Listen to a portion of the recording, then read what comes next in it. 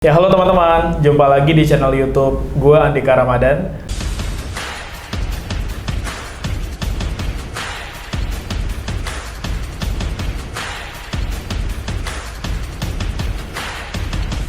Video ini disponsori oleh Klorisman. Klorisman dibutuhkan pria. Oke teman-teman, jadi hari ini gue kedatangan tamu spesial. Dia adalah adik kelas gue, namanya Dande, Bagus Dande ya? Iya, Bagus Dande. Oke, apa kabar Dek? Sehat ya? Sehat bang, Luar sehat biasa. alhamdulillah. Alhamdulillah. Jadi Bagus Dande ini adalah adik kelas gue di sekolah master. Buat teman-teman yang belum tahu sekolah master itu sekolah Masjid Terminal. Kebetulan gue alumni di sana dan Dande sekarang sekolah di sana. Lokasinya ada di Terminal Depok dan kita berdua sama-sama anak jalanan dan pernah ngerasain hidup di jalan. Nah, bedanya kalau sekarang gue sudah jadi alumni, kalau Dande sekarang masih ada di sekolah master kayak gitu ya. Nah, jadi teman-teman, sebelumnya di video sebelumnya itu gue nyeritain tentang kalau gue itu buat sebuah program namanya Klorisman Entrepreneur Academy, di mana gue sebagai CEO Klorisman coba buat program pelatihan bisnis untuk anak-anak yang memang tidak seberuntung anak-anak lain di luar sana. Dan sekolah master itu menjadi sekolah yang pertama yang terpilih karena memang gue sebagai CEO punya ikatan emosional dengan sekolah master. Otomatis kedekatan gue dengan Bagus Dande juga dan anak-anak master yang gue bina itu jauh lebih intens karena gue memang berasal juga dari sana. Nah, Bagus Dande ini belum lama ini sempat viral ya beritanya gitu loh, karena memang Bagus sebelum ikut ke program bisnis gue, dia sudah memulai berjualan sebelum anak-anak yang gue bina juga yang lain tuh berjualan. Jadi Dande ini udah memulai duluan jualan di pinggir jalan ya Dande ya? Iya. Nah, jualannya waktu itu tisu ya Dek? Iya, tisu. Oke, jadi Dande ini sekarang penjual tisu. Nah, Dande mungkin bisa ceritain sedikit nggak Dek? Kayak yang tadi sempat kita bahas gitu loh. Dande bisa ketemu sama sekolah master tuh ceritanya gimana awalnya gitu loh? Oh, awalnya jadi saya masuk SMK negeri itu bang. Awalnya masuk SMK negeri ya? SMK berapa? 3, SMK 3. SMK 3. Oh, yang di Depok 2 itu? Di Taman Merdeka. Dekat Taman dalam. Merdeka, oke. Jadi saya masuk situ, ya pertama masih bisa masuk terus. Cuman lama-lama saya keberatan di ongkosnya juga bang. Keberatan di ongkos? Soalnya dari rumah saya Tanah Baru ke Taman Merdeka itu 2 kali naik angkot. Jauh banget berarti deh ya? Lumayan jauh. Oke. Jadi pulang pergi bisa 4 kali bang. Terus ditambah SPP sama seragam juga itu ngebehatin biaya saya. Belum untuk sehari-hari ya deh ya? Belum untuk sehari-hari juga. Oke. Terus karena terkendala itu buat ongkos angkot juga, saya akhirnya kadang nggak masuk karena nggak ada ongkos. Dan ketika Dande nggak masuk tuh gimana respon guru di sana? Kalau nggak masuk ya dihitungannya alfa. Oh, dihitungannya alfa. Kalau telat pun juga dialfain kalau telat. Oke. Kadang juga suka telat dialfain. Karena suka telat ya dialfain ya. Akhirnya itu yang ngebuat Dande lama-kelamaan keluar dari sekolah itu ya? Iya.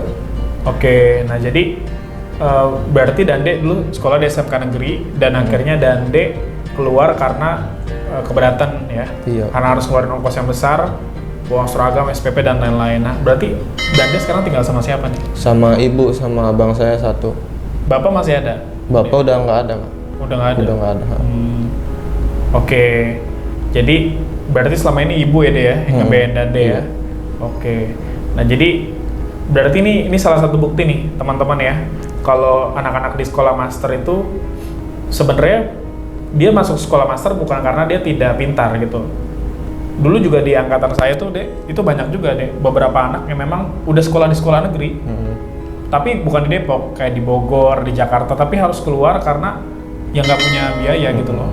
Karena kadang SMA negeri itu kan juga masih narikin SPP gitu ya. Kita nggak tahu lah itu memang dari pemerintah anjurannya atau memang ya dari sekolah ada pungutan-pungutan liar gitu loh ya. Nah, cuman yang pasti ini salah satu bukti kalau memang anak-anak master itu masuk ke situ bukan karena mereka memang bandel atau gimana, tapi karena ya tidak seberuntung teman-teman secara perekonomian gitu ya. Saya pun dulu seperti itu. Nah, berarti Dande ketika masuk sekolah master itu langsung mulai jualan atau gimana tuh Dek? Oh, pertama masuk master itu ada teman saya yang jualan tisu. Iya. Saya belum jualan waktu itu bang, belum jualan. Cuman karena saya ngeliat teman saya jualan, lah kenapa saya nggak jualan gitu nyobain. Saya nyobain akhirnya berdua sama teman saya si Umar. Pertama kali jualan di mana? Di ITC. ITC? Kan Di ada- depan ITC Depok? Enggak, di JPO-nya. Oh, JPO-nya. Jembatan. Iya. Saya nyobain di situ. Plaza Depok berarti ya? Di Plaza Depok. Saya jualan di situ. Cuman di situ ini bang, ada Satpol PP-nya sehing banget kalau sore. Habisnya saya cari tempat lagi. Saya juga dulu pernah diusir di situ. Sama. Betul deh. Jadi kalau Dandi kan jualan di JPO tuh yang Plaza Depok. Kalau saya dulu benar-benar di depan ITC Depok. Oh. Jadi dorong gerobakan waktu itu jualan jagung keju. Kalau Dandi tahu. Iya. Nah cuman join sama orang master. Dia punya gerobak. Nah saya punya tenaga sama semangat kan. Ya udah saya dorong tuh gerobak. Itu berarti bukan main tuh. Dari master saya dorong itu sampai ke depan ITC Depok. Di depan ITC Depok baru banget saya mangkal langsung diusir. Dan di saat yang sama itu ada pedagang di samping saya.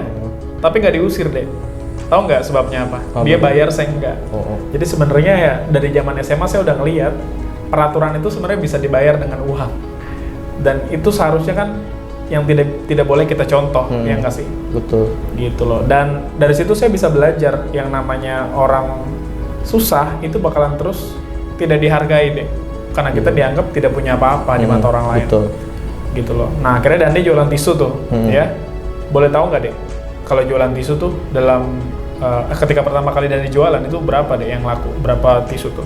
Waktu pertama jualan itu masih laku 3, masih awal-awal banget laku 3. Sekarang nih kalau paling banyak berapa tuh? Sekarang 20 bisa. 20 bisa ya? Oke, berarti dalam satu hari 20.000 30.000 bisa? Bisa, Pegang Dandi ya? alhamdulillah. Alhamdulillah luar biasa. Jadi nggak kesulitan ongkos lagi ya deh? Iya, Pak. Luar biasa banget ya perjuangannya. Jadi Dandi kan pulang sekolah jam 5 nih dari master. Terus jualan langsung atau habis maghrib? Enggak, saya pulang dari master. Oh, pulang langsung, dulu? Enggak, langsung ke agen. Oh langsung ke agen. Langsung Agennya ke di mana? agen, Di daerah mana? dekat di bawah flyover. Oh itu. saya tahu. Saya dulu jualan plastik juga kan agennya di situ. Iya. Jadi saya ngambil tisu di situ. Terus beli. Dandi langsung ke JPO. Naik Langsung, angkot. Iya. Oke, JPO di Gunadarma. Mm-mm. Oke. Terus pulang jam berapa tuh deh? Paling malam jam berapa biasanya pulang? Karena paling malam banget itu saya jam 10 di jualan di Detos, JPO Detos, tapi karena nggak laku-laku saya paksain sampai jam 10 lah. Sampai jam 10. Tutup Detosnya. Sampai tutup Detosnya. Terus pas Dande pulang besok langsung sekolah lagi tuh. Jadi jam 10 masih di Detos, berarti nyampe rumah bisa jam 11 dong. Iya, bisa jam 11. Besok langsung sekolah lagi. sekolah lagi. Capek nggak deh? Lumayan sih kalau Lumayan dibilang ya? capek, iya. Ya maksudnya Dande pengen nggak kehidupannya ya berubah kan?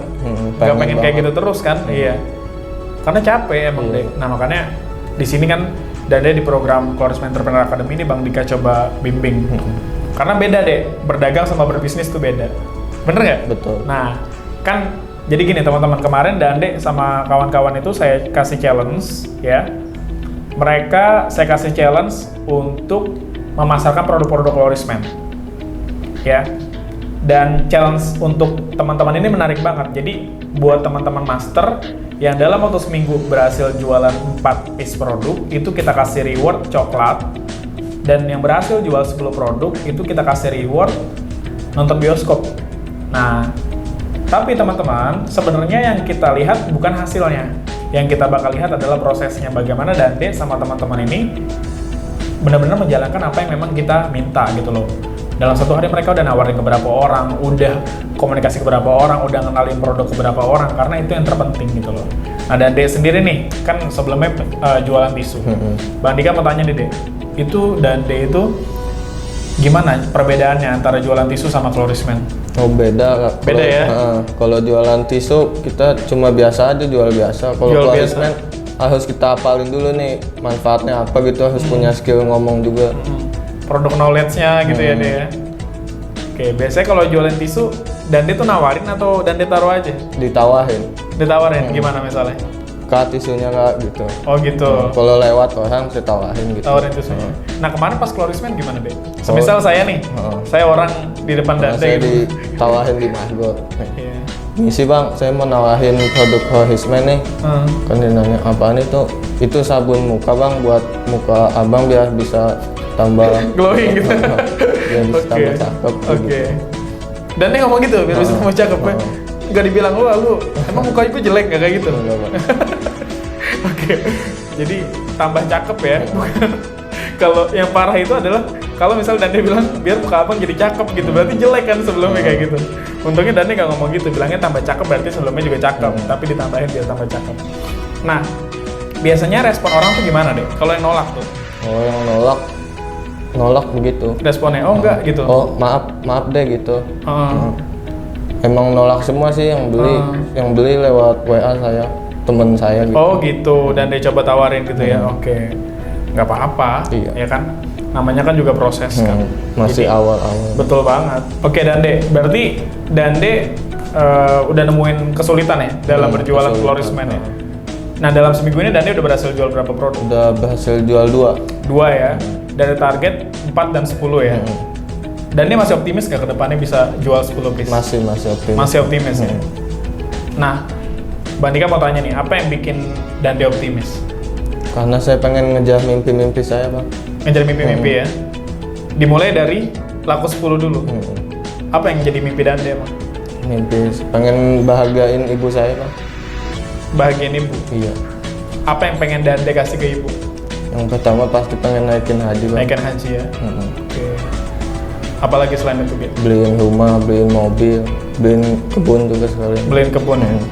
Saya paham apa yang Dande rasain, soalnya pasti Dande merasa bersalah ketika putus sekolah, betul nggak? Betul. Saya juga dulu kayak gitu deh. Jadi ketika saya putus sekolah, saya tahu yang paling kecewa pasti adalah orang tua. Tapi kan itu bukan kemauan Dande. Nah makanya Dande harus bisa buktiin.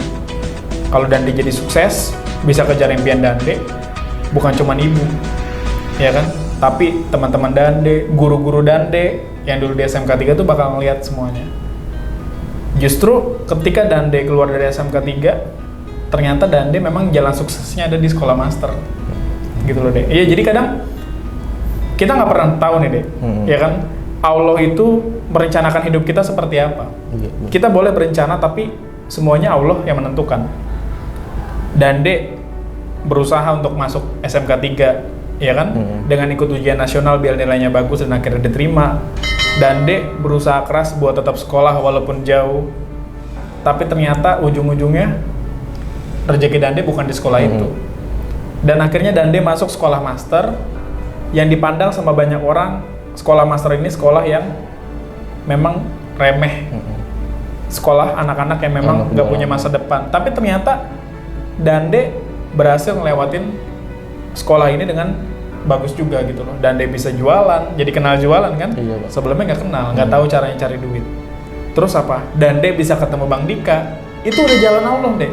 Kita nggak kenal sebelumnya kan? Saya nggak pernah loh, Dek, maksudnya menargetkan gitu ya anak-anak tertentu di master yang bakal saya pilih. Jadi Dande terpilih di sini itu karena murni perjuangan hidup Dande dan teman-teman.